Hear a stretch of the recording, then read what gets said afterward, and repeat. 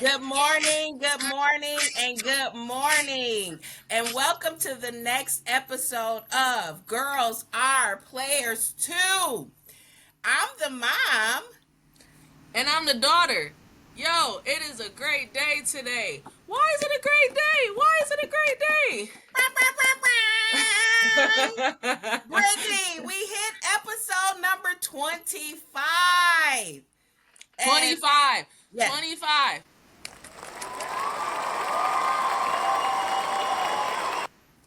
So we've been in this podcast game since May. May. Yep.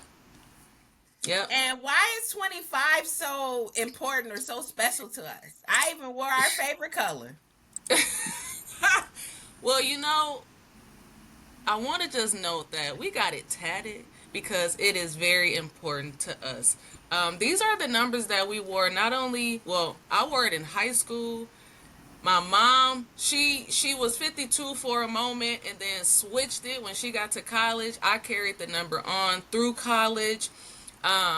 So it's very significant for us. It's our favorite number. I mean, you see in the picture, the 25 is the center, and MU is where she went at Marquette, and UWP Parkside is where I went. So very important to us.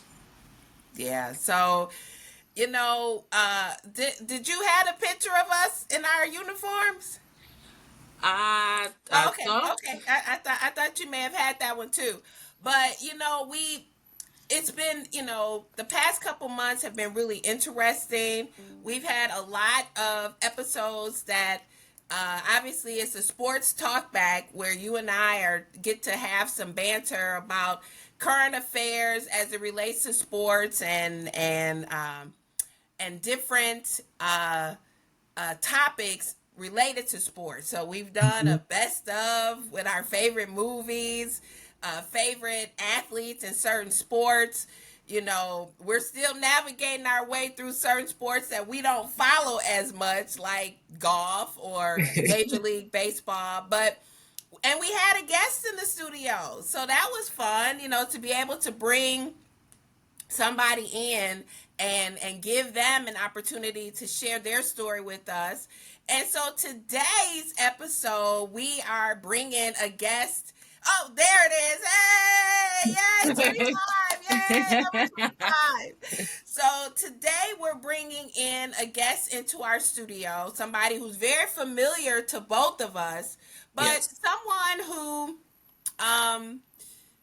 has is like I said, very familiar with both of us, but somebody who has experience in a field that you have had some unfortunate experiences with as well.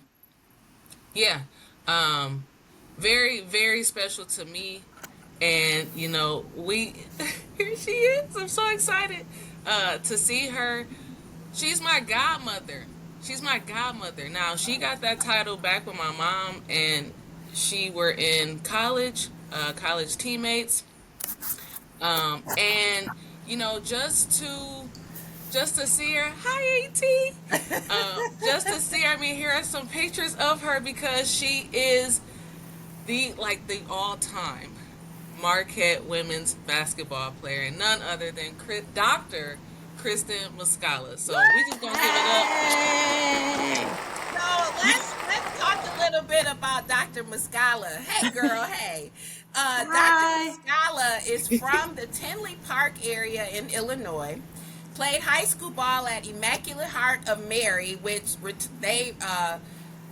she was a Hall of Famer there, and went on to play college ball at DePaul, stayed close to home, and realized that it wasn't her flavor. So she transferred to Marquette, but back then when you transfer, you got to sit out a year. So if she was a part of NIL, she would have made buku money and been able to play right away. Went to Marquette, played 3 years at Marquette, and became just a phenom for Marquette women's basketball. Her jersey is retired, number 22. She's a Hall of Famer at Marquette, and she actually still holds a record for the highest scoring average in a season, and it's funny because as an athlete, medicine was her field of choice. She wanted to go into medicine, specifically sports medicine. So she went on to medical school after college, stayed in the Milwaukee area, started her own practice, and now recently she's moved to the Phoenix, Arizona area where she is with Honor Health as one of the top orthopedic surgeons. And it's funny because she won an award. Like after her first year, she was ranked number 1 in the Honor Health Medical Group for patient experience. So obviously, people like her just like we do, right? We love her. We love her. Ah, So let's give it up for Dr. Maskala. oh man. Good Welcome to the morning. studio, Good morning.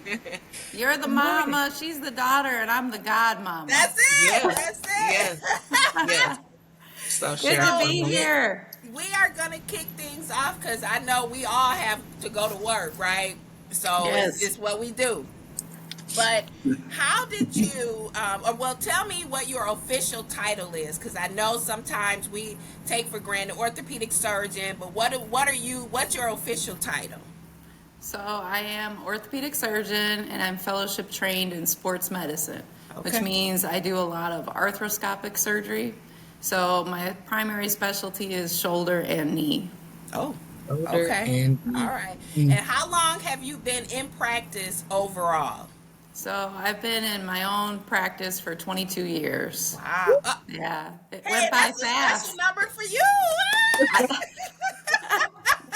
It's retired, so I yeah. Yeah. know. Yeah. Well, it's a thought. Yeah. So you say 22 years. Like, now let's take it back a bit. At what point did you know that this field was something that you wanted to, take the long route or the long term? How did you know that this was something you wanted to do? Well, there was some article when I was in high school and I was 14 years old, and they went through what's your favorite food, what do you want to be? And I said orthopedic surgeon. So this was before most of my bad knee injuries, but my sister worked as an x-ray tech, she was 8 years older than me, for an orthopedic group. And so she encouraged me to look into that field, and it's something that obviously really interests me. So it was always in the back of my head. I vacillated here and there whether I really wanted to do surgery or not. But once I got to medical school and I was actually able to train at Rush with some of the orthopedic surgeons who were actually my doctors for my knees, and rotate with them, I knew that was it. That was what I was going to do. Okay, that is like when you say back in high school that it's something that you wanted to do, and then you actually get into the field. We played at a high level and missing classes and having to play games on the road and just a lot of traveling. How difficult was it to actually be in medical school or get through your field of choice knowing that you still had commitments that you had to endure? Right. I think as athletes, we kind of know, and which is why a lot of people like to choose athletes, whether it's to go to medical school or for residency, we can balance our time. So we are really good at doing multiple things at once, and you have to learn that quickly, especially if you have some really hard classes and you're on the road and you're traveling. Medical school was tough, but I almost thought sometimes college was even more of a demand because you were spread so thin. So by the time you got to medical school, you're like, oh, I don't have that whole extra part of my life. I could just study Yeah, that's true. like a That's true. student. So you mentioned knees and your knee journey. So talk about your knee injuries that you had, and then how back then how the injuries differ now, like as how the medical field has changed, how advanced it is now. So just talk about your injuries, what that was like to experience that as an athlete, but then also just the evolution of the medical field. So when I was a sophomore in high school, we were doing a drill where we were doing defensive slides, wall touches in a hallway. And used to have those plastic coated jump ropes, the beaded ones. And we were doing jump rope, and then we had to do defensive slide. Well, we put a jump rope down next to the wall, and I slipped on it, and my ankle caught the wall, but it made my kneecap dislocate. So that was my first injury. That was bad. So that was my left knee. So I played in high school with my kneecap kind of coming in and out, and then I'd have to sit out a couple games, and then it would be okay for 3-4 months, and it would happen again. So when I got to college, I think from favoring that knee for so long, my 8th game of freshman year at DePaul, I ended up tearing my ACL on my other knee. So that year, my freshman year, within 8 weeks of each other, I had the left kneecap fixed, and then I had my right ACL done. So I was out because I had to redshirt, which was a blessing. I was out almost 18 months from actual game situation. So I had a lot of time to recover, which I think my best year in college was probably my sophomore year, coming back after all those injuries, because I was fresh physically but mentally too. And then I was able to take all my hard classes. So that year I was redshirting.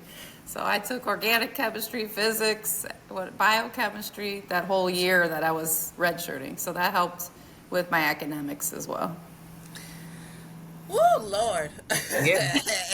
I know Brittany she has familiarity with having to miss games because she herself experienced quite a few injuries throughout her sports journey.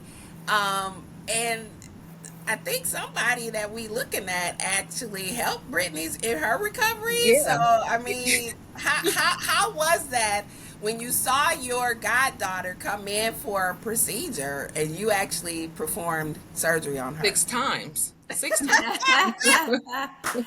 Yeah, Brittany, we had some bad injury. Brittany had a really, really bad injury. And what she had was some cartilage injury to her knee. So we've seen some players over the years.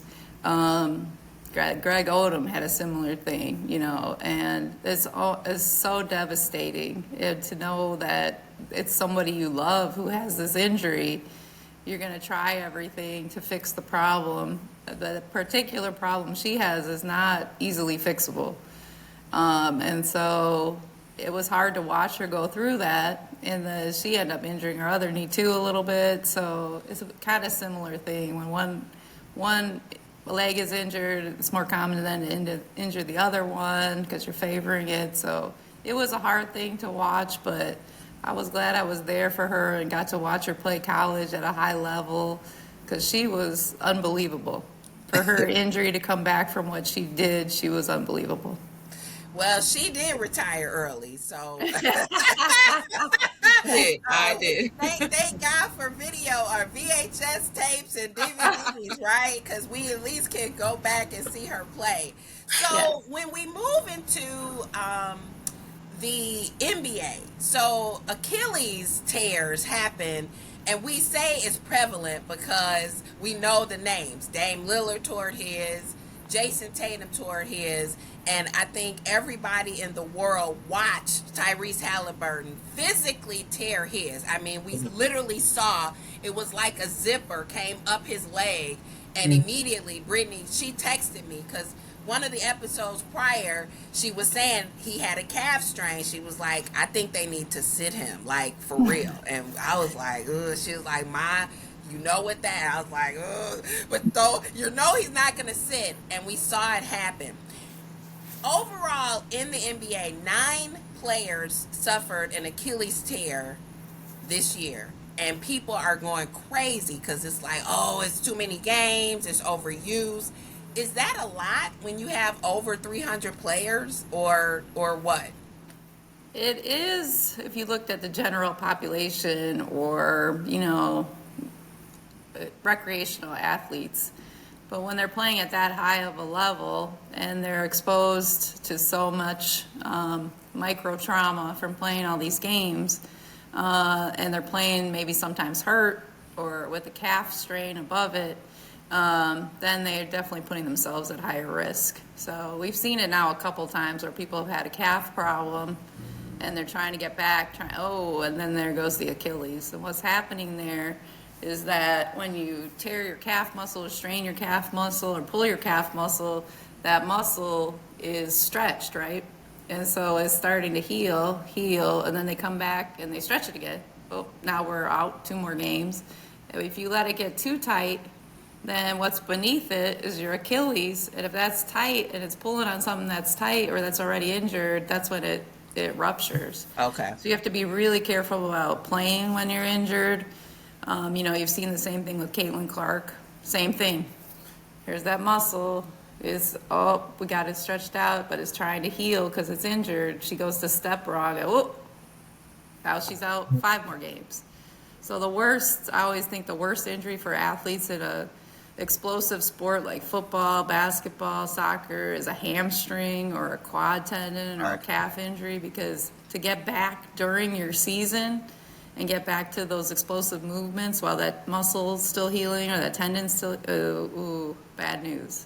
Okay. So, but MCL injury, same thing. That's one ligament that likes to heal with great blood flow, and it scars in, and then you get them back on the football field. At least there you could use a brace for those people, but an MCL, they'll say, they'll be out for 4 weeks. It usually turns into 4 weeks, they come back, they're out 2 more weeks, they come back, they're out 4 more weeks, just because of the way it heals. Okay. Yeah. So. Okay. Now, does age play a factor in the recovery? And then, okay, so does age play a factor? And then how long truly is somebody coming back for an Achilles? Because like in Dame's case, they keep saying, he could come back as early as All-Star break, which is in February. He tore his in April, so that's like 8 months. And I'm like, yeah, Achilles, you're really not fully strong, I would say, till about a year. We let people start running and doing stuff at 7 months, a little more sports-related activity, but they're not, you will see that atrophy of that calf. I don't care what you do, how you rehab them. It's just, there's significant atrophy of the calf muscle right away. Because after we repair the Achilles, we do immobilize them so that they don't re-rupture. And then that rehab has gotten a lot more aggressive, but that calf muscle shrinks by 50% within the first 2-3 weeks. So the whole rest of the year is just trying to get that muscle back. ACL injury, same thing. That quad, no matter which way you do your ACL, if you take a hamstring graft or a quad tendon graft or that, it takes you a year to get that muscle back and a year mentally to get over it. I mean, you might physically be able to go back out there. We send the ACL kids out there at 7-8 months to go back, but they're not running normally. They're worried every time they step wrong. What was that? But mentally at a year, you forget about it, you can play. okay. Yeah, I know from the experience of the ACI surgery that I had, there's a muscle that has never showed up, like to this day, and that surgery was over 10 years ago now. So I'm 10 years out, and it's still something that's not, It hasn't looks shown, or and so with that, as a former athlete and working with so many athletes that's trying to get back to their sport, what are some regimens or techniques that you can maybe give advice on to like maybe lessen the injuries that may occur, or kind of help athletes avoid these types of injuries? Well, I think for younger people, for older people, we need to stretch and we need to be conditioned. I live in Arizona, which is the pickleball capital of the world. And pickleball, if you've never played, is super addictive. It's super fun. And so I have people who, they go from sitting on the couch and hanging out and going out for dinners to playing pickleball 5 nights a week, 3 hours a night. They're all broken up. It's because you're not ready for that activity. Right. So as older people, we need to condition ourselves to get ready for activity, and we need to stretch. Younger people, my advice really, we've gone away from this, is cross training. playing multiple sports, taking a break from repetitive same muscle use activity. So in Arizona, baseball is huge here. They say, oh, these kids take 3 months off. They don't in the summer. They're out there on some club team playing in Georgia, or they're playing, they're never taking a break. If you're just using your arm every day, throwing 130, pitches, you're in warm-ups throwing pitches. It's not even, how many pitches did you throw in the game? And then you're playing catcher, and I mean, you're just exposing yourself to so many opportunities for injury. So when they say all these injuries, all the ACL injuries in girls, they're so, they've increased so much. It's related to exposure. I truly believe that. If you're playing 12 AAU games on a weekend, every weekend for 4 months in a row, you're much more likely to tear your ACL than the girl who's playing 3 games a weekend and then goes plays, soccer, or goes plays a different sport where she's not using the same muscles repetitively over and over again.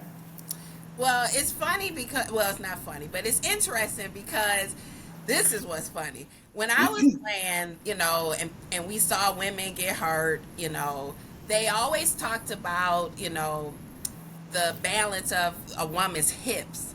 And it's like, oh, well, she has hips. I didn't have hips. So I went through my entire basketball career with no injuries, right? And so does that, and again, because of how the body is made up, can that actually have an effect on a potential for injury based on, like you said, overuse, or just using the same muscle? But can your body type have anything to do with it as well? Oh, yeah, I believe that for certain. So as women, our hips are wider, right, as we get older. And so the angle of our hip to our knee is a lot wider than a man's. And then sometimes we end up being a little knock-kneed at our knees, and that really puts your ACL at risk. If you're landing with your knees in a knock-kneed position, which you're more likely to based on your body type, that puts a lot of stress on that ACL. It also causes a lot of problems with the kneecap tracking. So a lot of women get patellofemoral or kneecap pain, again, similarly, just because of that way the lower alignment is in women. So I had it all. So I must have had hippie hips. Well, and again, these are coming up for me because I know Brittany's dad and his dad had knee issues. So, of course, we attributed some of that to genetics, that because she tore her meniscus, and that truly, I believe, may have been a function of genetics. But, with all of the procedures that she went through, we were just trying to figure out, like, what is it? And it could just be like your body type. And again, the way she was built similar, but she was very fit, like no body fat or whatever. And so it's like, well, why is this happening? Why is this happening? And so, and that is true. I know Brittany's fathers, these two. They do have the same type of knee where their knee is at a little angle, so they're more likely to injure the outside part of their knee. And so he had the same problems that Brittany had. And then the cartilage lining their bones, if you're, at a propensity to have arthritis, the cartilage lining your bones might not be as good as the next person. So genetics does have a play in it as well. So we got some background, got some information, because this is just the world of sport. Hearing from you is amazing.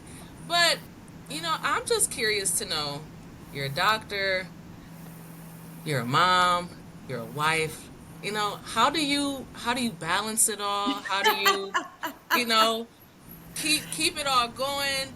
You still play a little bit.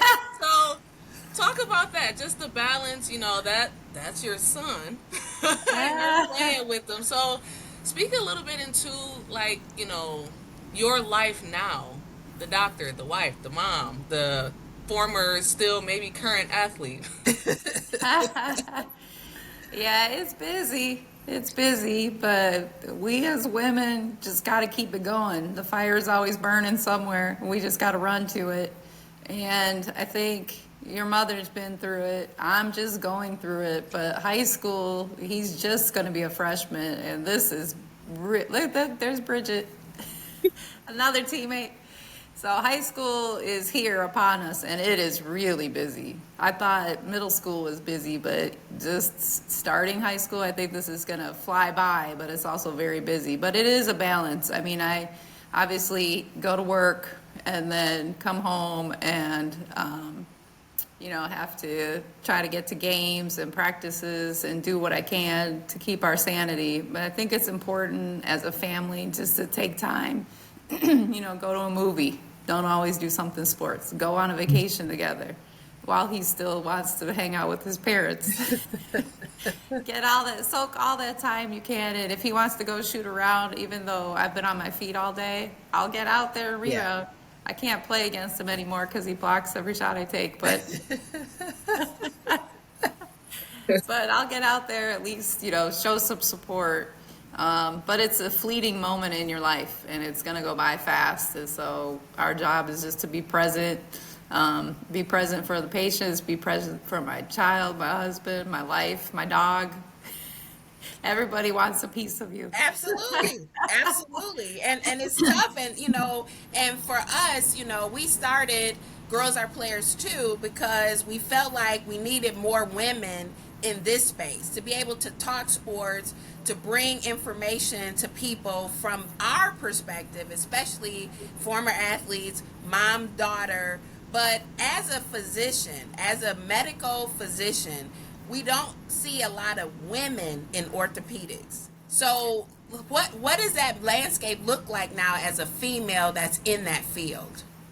So we are still, I would say, the last holdout of an all-male field. So I think full-time practicing female orthopedics, we might be up to like 8-9% of all. So for a long time, we were stuck at 4%. It's just it's a very demanding field, obviously. What we do necessarily doesn't interest a lot of women, like broken bones, and it is a little hard field to crack into if you're a woman. Now, I will tell you that having my sports background, when I was in my residency, I was with 24 guys and me for 5 years. It was just me and men. We used to say that was the locker room, the surge's lounge, because it was just me and a bunch of guys talking sports, but I could hold my own. And then they'd have pickup basketball games. Okay. I'll go play. And so you earn their respect real quick. So the sports really, whether, just talking to people, it's male-dominated field. So if you can talk sports and you know what you're talking about and you have a love and a passion for it, they really respect you for that. And they see, oh my gosh, she's really a good surgeon too. She knows her sports, but she literally knows what she's doing. So I'm happy to represent women in orthopedics, and we need more women in orthopedics. But it is a little daunting to go into that field because it is so male dominated. Okay. Just wondering, you've performed many, many, many surgeries. Are there any that surprised you? Like when you went in or came out, you were like, okay, this was, yeah. Any moments like that? I think now in my career, because I've been in it for 22 years, people are like, when are you going to retire? Well, not right now because you're at the height of your career, so not a lot surprises you. You'll see random things like, how did that happen? Or, ooh, that was, really bad, but nothing too much shocking. Our imaging for knees and shoulders with our MRIs is so good right now that they usually can tell, and you usually can see on the films what you're getting into before you're getting into it, but everybody's anatomy is different, and you get in there and there's something that wasn't on the MRI, you better know how to fix it and better be prepared to fix it. So Dr. Maskala, I've been having this problem with my shoulder. And Oh, that could be just age, right? Yeah, yeah, there's some. We talk about overuse. What about non-use? Like what I Yeah. gotta get back into it. So your athletic resume is significant. I mean, we talked about just all of what you went through and just the achievements that you were able to earn in your sports career. So, what life lessons would you take from that experience, being an athlete, and then getting into a very, very, very competitive field? What life lessons would you say that basketball or your sports journey contributed to your life? I would say as athletes, we are usually very determined people. And we show a lot of perseverance through good times and bad times. I think that's a huge lesson. Don't give up on yourself. And then I've also learned surround yourself with good teammates. In life, in the operating room, on the court, your life is just so much more full, enjoying, and so much more successful when you have good people around you. When you put people like you and Brittany around me who believe in me, that lifts you up. And then you believe in yourself, you can do a lot more in your life, like what you guys are doing. This is awesome. And I believe in you and Brittany. And so those are the people. You learn this on a team. You want to be on a team with good teammates, with people who love you, support you, who are there for you, and you want those people to be there as teammates in life for you too. Wow. Well, we certainly we hit the end of our episode today. One thing, as you touched on, and I want to kind of end with this, but I don't want you to get emotional because this is symbolic. We touched on the people you surround yourself with, and I would be remiss if we did not acknowledge Dr. Bob Mans, your partner that you worked with for so many years. And like I said, I'm so sorry, but you had a practice that you built with one of your besties. And he did unfortunately pass away a couple years ago. And he was a hand specialist, so people would come see this McDreamy physician come in, and it's like, so I think at one point my wrist was hurting, and I was looking forward to going to see him. But I just wanted to pay our respects and acknowledge him because I do think that is so important to surround yourself with people that, and he was a champion, a cheerleader Yeah. for you especially knowing how competitive that field is.